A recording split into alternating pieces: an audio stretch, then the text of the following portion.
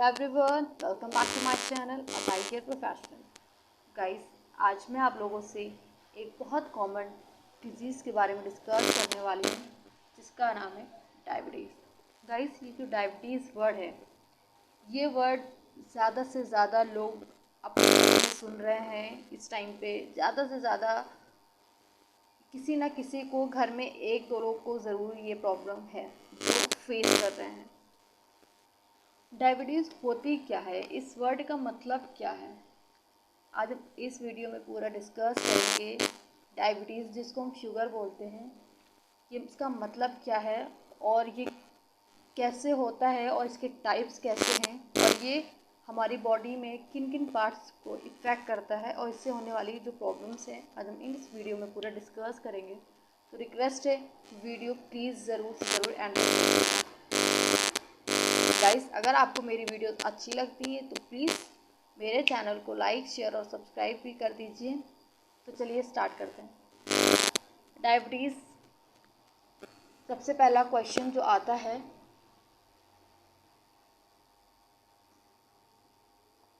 What is diabetes. Diabetes होती क्या चीज़ है।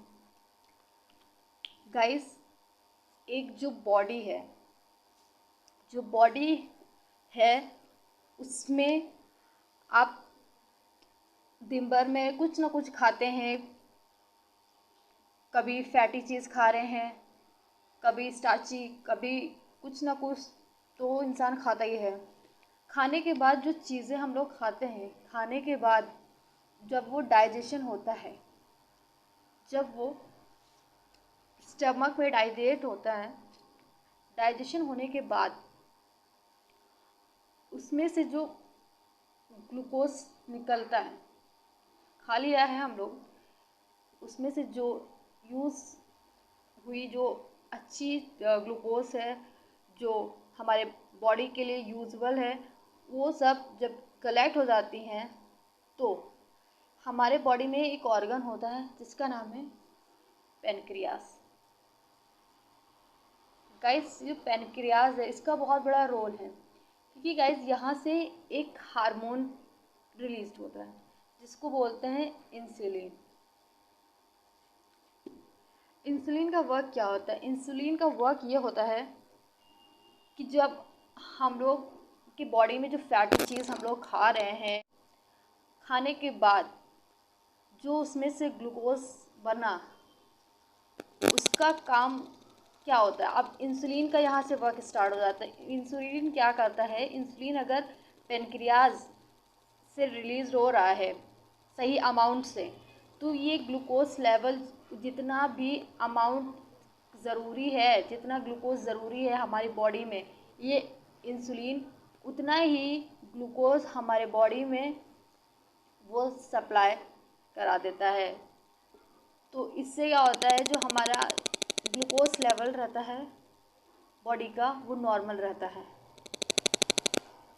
बट कभी कभी कुछ केसेस में क्या होता है कि डायबिटीज़ में क्या होता है गाइस, जब यही इंसुलिन हमारी बॉडी में नहीं बनता है या कम लेवल पे बनता है, उस कंडीशन में जो डायबिटीज़ होती है उसका जो लेवल होता है वो इंक्रीज़ हो जाता है। तब प्रॉब्लम होती है कि डायबिटीज़ जो है आपका बढ़ गया है, क्योंकि इंसुलिन तो बन नहीं रहा है। तो आपने जो चीज़ खाई है वो डायरेक्ट बॉडी में जा रही है और वो जब वो ब्लड से मिलती है तो ब्लड का जो अमाउंट है, शुगर लेवल है, वो बढ़ जाता है, जिसकी वजह से डायबिटीज़ बढ़ जाती है। तो ये होती है डायबिटीज़ गाइस। इसीलिए जब आप देखते होंगे कि जो डायबिटीज़ का पेशेंट होता है, सबसे पहले हम लोग, जो भी आपका डॉक्टर होता है, सबसे पहले वो रिस्ट्रिक्टेड लगाता है उन चीज़ों पे जो चीज़ें उसको नुकसान करती है।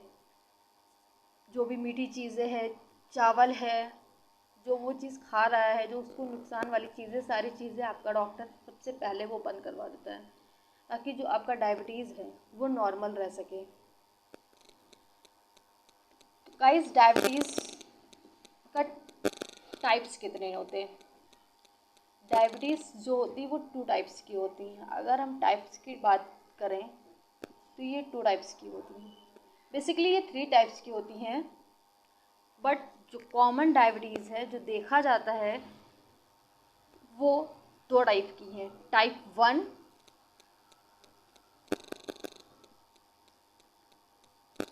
एंड टाइप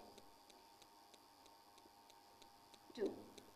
ये जो ज़्यादा कॉमन है, जो लोगों में देखने को मिलता है, टाइप 1 और टाइप 2।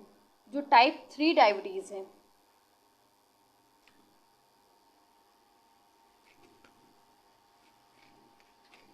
रेयर केस में होती है, बट हम डिस्कस करेंगे अभी टाइप 1 और टाइप 2 के बारे में। तो सबसे पहले डिस्कस करते हैं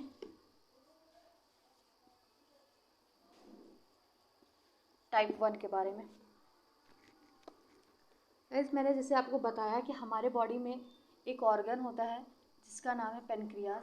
इसका बहुत बड़ा रोल होता है, जिससे हमारी बॉडी में जो इंसुलिन होता है वो यहीं से सिक्रेट होता है, और ये हमारे ग्लूकोज को कंट्रोल करके रखता है।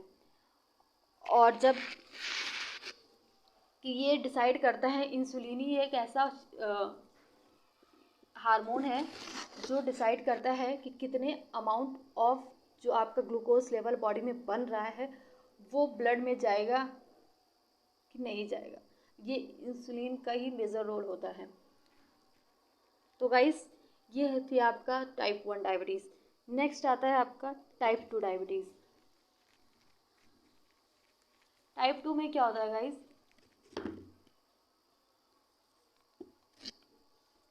इसमें इंसुलिन तो प्रॉपर बन रहा है, इंसुलिन में बनने में कोई प्रॉब्लम नहीं हो रही है, बट इंसुलिन जो बन रहा है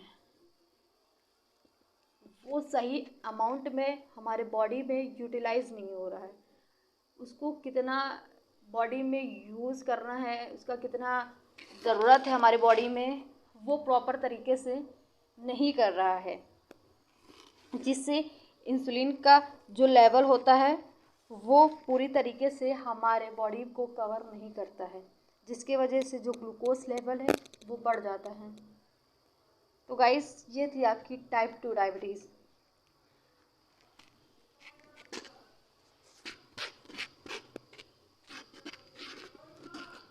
इस प्रॉब्लम क्या होती है कि जो ग्लूकोज लेवल है जब वो बॉडी में बढ़ जाती है, जब शरीर के अंदर ग्लूकोज लेवल बढ़ जाती है, बढ़ने के बाद वो अलग ब्लड में, सबसे पहले तो वो ब्लड में जाती है, ब्लड से वो वेसल्स में जाती है,